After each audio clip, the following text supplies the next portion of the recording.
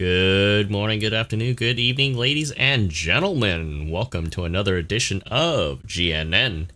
Today is March 14th, 2024, and we have another banner night on our hands here.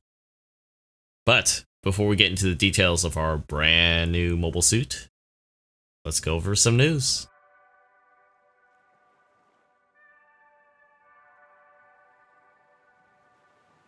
Alright, ladies and gentlemen, here we are, our main event secret suit of the night. Well, technically day if you're watching this.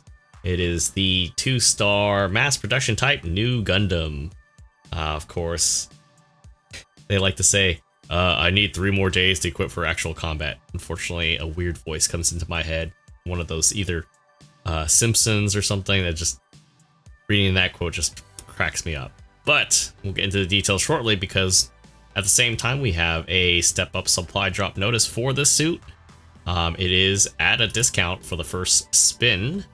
So if you're very keen and very careful wanting to spend that stash of tokens you've been saving up, well, don't worry.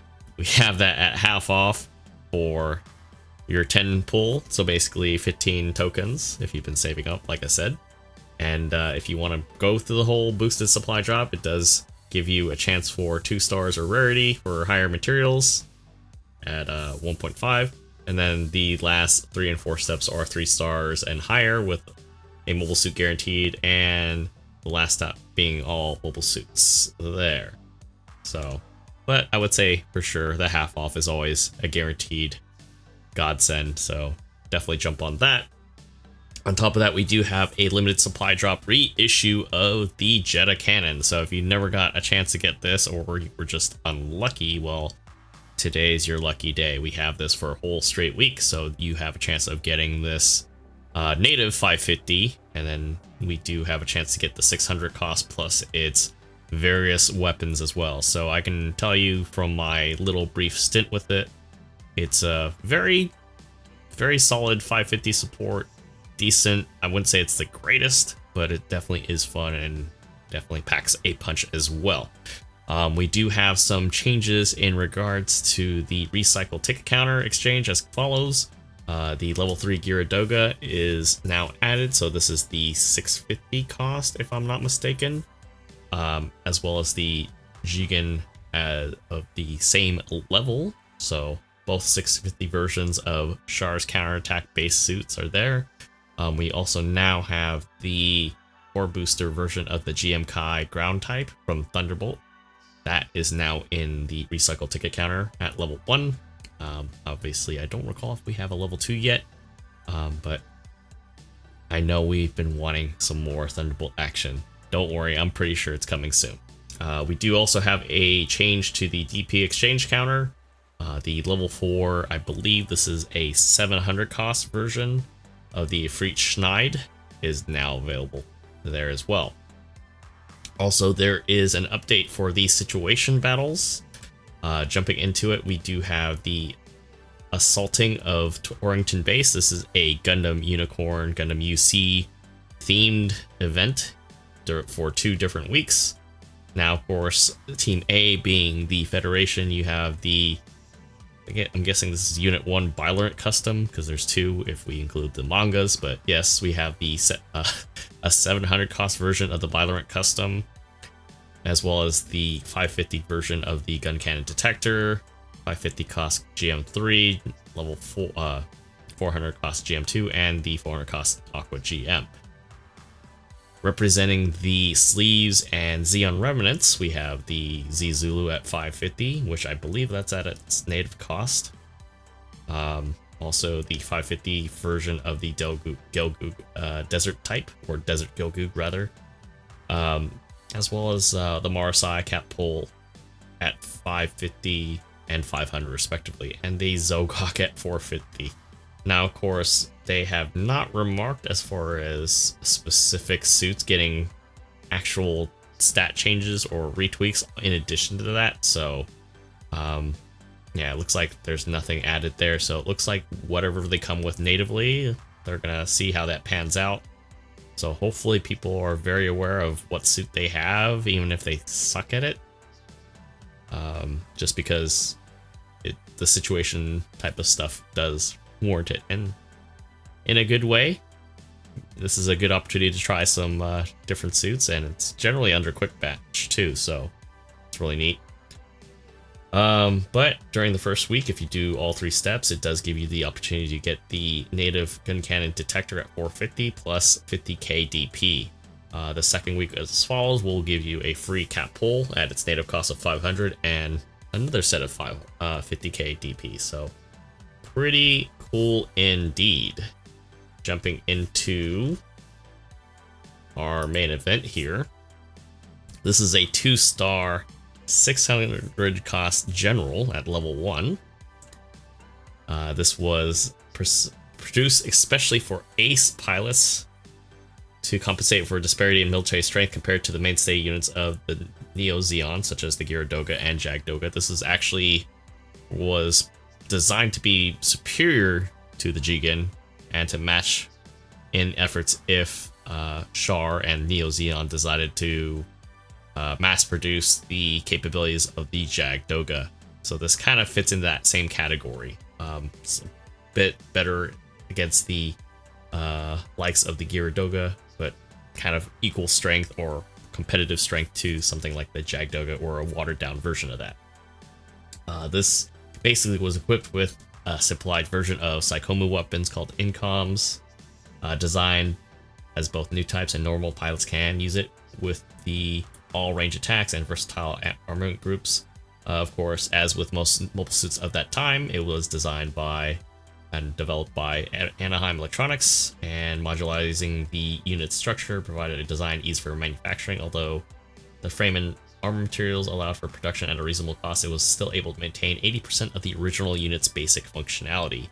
They did kind of cut some corners there, but at the same time, it was as a whole pretty strong compared to the base unit Jigen. But because of the cost, still they did cut some corners to save some money, but it's still high cost. Basically, trying to mass produce it, they basically, and since the war ended really quickly with the Neo Zeon forces, the project was scrapped. So in essence, I don't know if anything was produced at all, but this is kind of almost a similar fate to what happened with the GM Custom from what I've read up on that.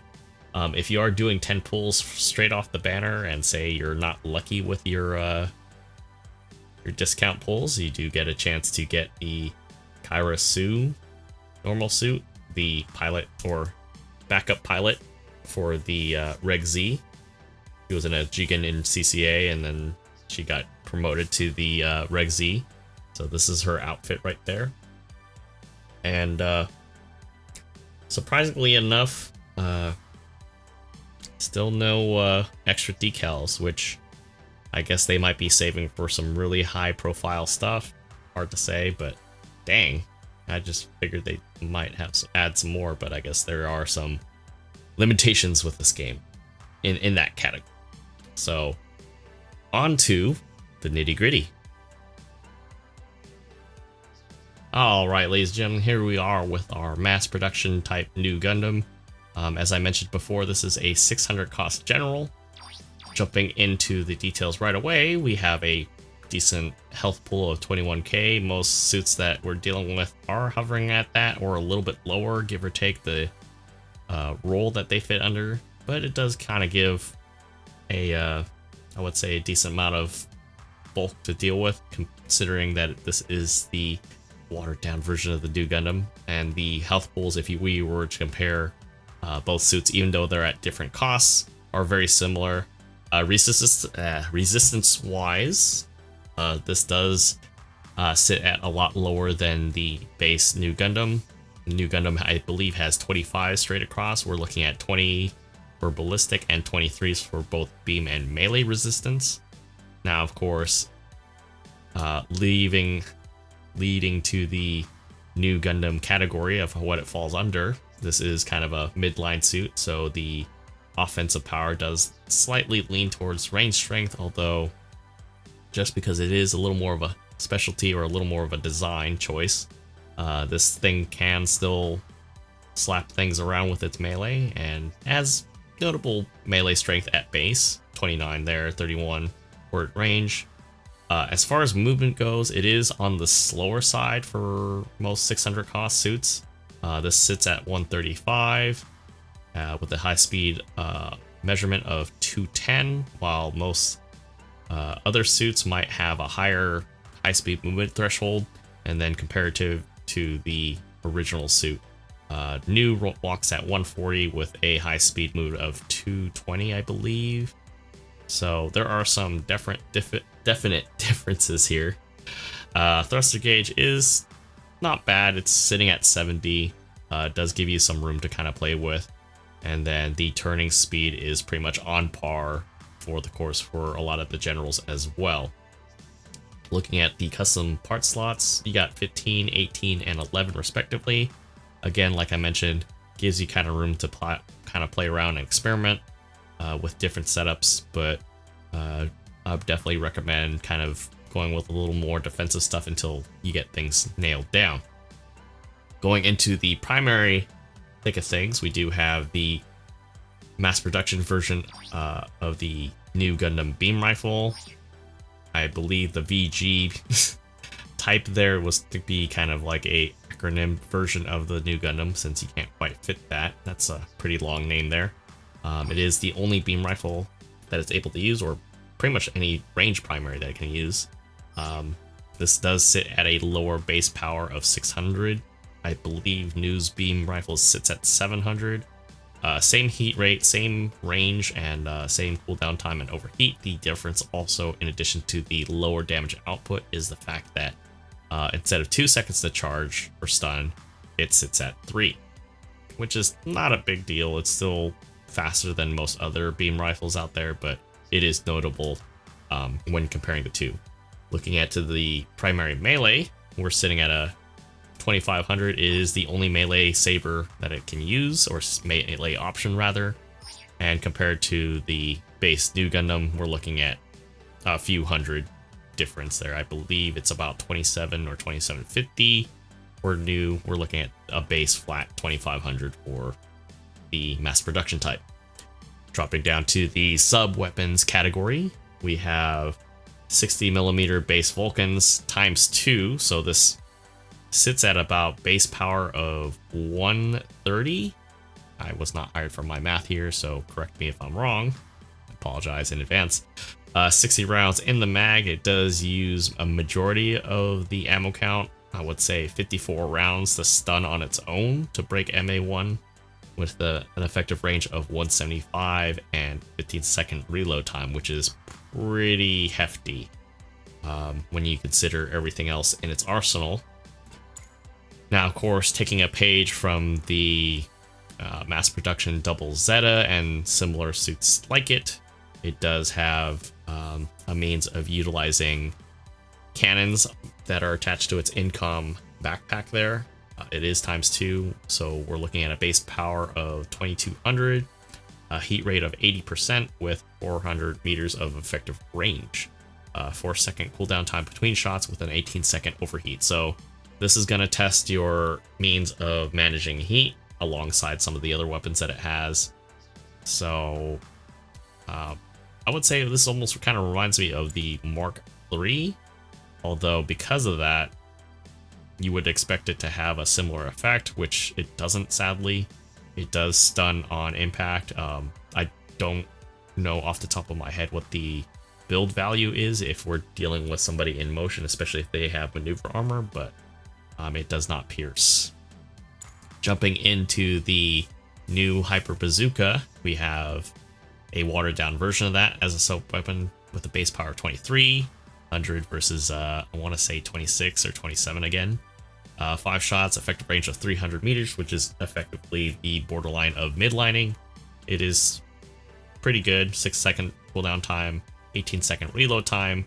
But one thing to note, ladies and gentlemen, in my frustration of playing this suit, the swap time to the bazooka is notably long. It's not super long, but it does kind of remind me of the club swap to instance time for the Tristan and a lot of the Xeon suits. So I don't know if they'll adjust that in the future, but it is something to kind of bear in mind with that. Jumping into its all range attack, we have the incom units times 4, so 350 times 4. We're looking at about 1500 combined power. 350 base of 350, so yeah, 3, 6, 9, 12, that's 1200. So 1350. Wait a minute, no, math is 15, yeah, base of 1500. Okay. Obviously, so when you lock into it with it, it actually overheats immediately, basically. With all the hits that it does, I think it does about a total of maybe 6 or 8. It feels like it does that amount. It instantly will break MA1. But of course, the effective range of 250 is limited, and then the overheat is the same amount of time as the new Gundam's funnels. So I'm kind of confused by this because it does work, but at the same time, the instantaneous part of it, just as soon as you lock on and use it, it's pretty much straight at reload time. It's overheating. It kind of confuses me on what they were trying to do with this. I don't have the words to kind of like try to make sense of it. It's just it works, and then when you're waiting for it to be able to use again, it's like, oh man, why did they design it this way? I mean, I understand game balance, but you know, that's my only tangent with that. Now, of course, you do have a beam spray gun attached to its left arm there. Base power of 650, heat rate of 30%, so you are able to essentially get 3 shots. If you want to overheat, it's going to be 4. Base range of 250, you cannot use any of those while boosting any of the sub-weapons except for Vulcans. And then the overheat is at 15 seconds, so there's no delay in shooting. It's basically like a spray gun just attached to an arm. It basically works the same way, which is kind of funny because it's the same spray gun attachment almost as the spray gun that comes with the GM command with just the special sensor on the front of it. It's kind of crazy. I look at this right now and I just noticed it. That's nuts.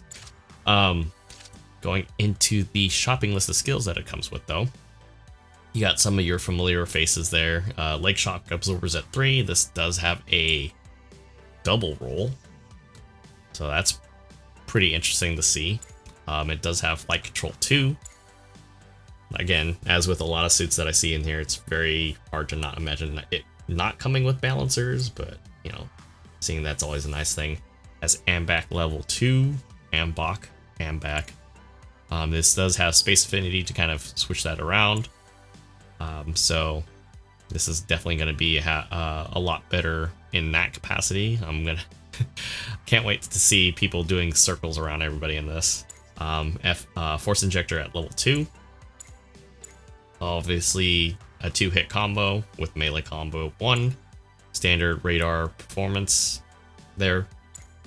It does have level 3 back buffers there, so its huge back is able to absorb stuff. Now, of course, it does come with MA1, which is really nice. So this puts it in the same category as the mass production ZZ. But one thing to note too is this actually has Psycho Frame Resonance at 30% HP. So it boosts mobility and shortens the Psycho move lock times.